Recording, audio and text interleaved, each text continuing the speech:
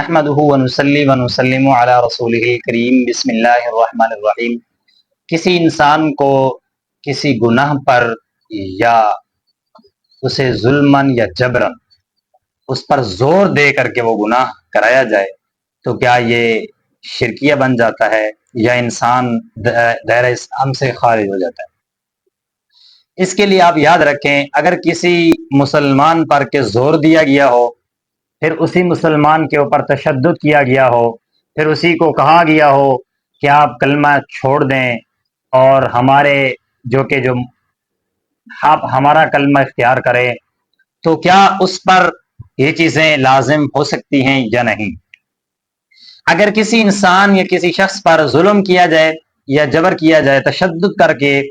اسے کلمہ حق سے ہٹا کر کے کلمہ کفر پر لگایا جائے، یا اسے کہہ دیا جائے کہ تم کلمہ حق کو چھوڑ دو اور کلمہ کفر کی طرف آ جاؤ، ظلمن جبرن،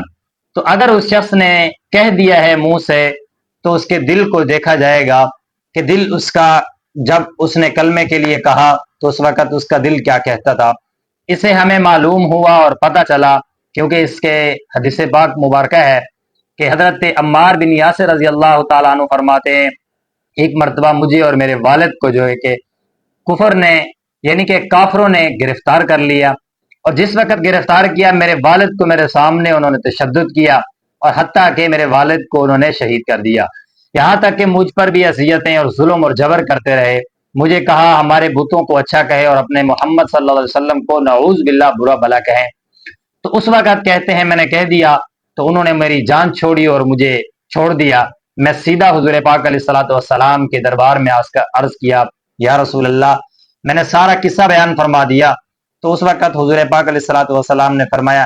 کیف تجد قلبک، کہ تمہارے دل کا اس وقت کیا حال تھا؟ تو اس وقت میں نے فرمایا میرا دل جو ہے وہ ایمان پر مطمئن تھا، میرا دل اسلام پر مطمئن تھا، میں نے کسی شخص کو یا وسلم کی جو برائی کی ہے وہ دل سے نہیں کی ہے، بلکہ میں نے زبان سے صرف الفاظ کہے تھے۔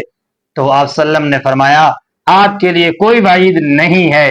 تو اس وقت حضرت ابن عباس رضی اللہ تعالیٰ عنہ فرماتے ہیں، انہوں نے کہا کہ جس وقت یہ قصہ اور واقعہ بیان ہوا اس وقت اللہ تعالیٰ نے قرآن پاک کی آیت اتار کر فرمایا الا من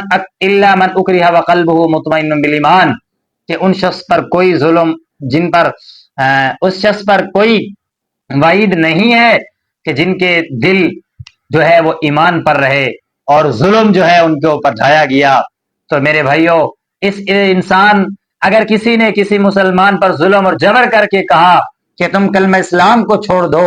تو اس وقت اگر چھوڑ بھی دیا، اگر دل کے اندر وہ پختہ ایمان کے ساتھ تھا، تو اس وقت اس کے ساتھ کوئی ظلم و جبر و زیادتی کی بھی جائے گی تو اگر اس نے جو الفاظ کہے ہیں وہ الفاظ کا اعتبار نہیں کیا جائے گا بلکہ دل کا اعتبار کیا جائے گا۔ اللہ تعالیٰ اس پر عمل کرنے کی توفیق عطا فرمائے۔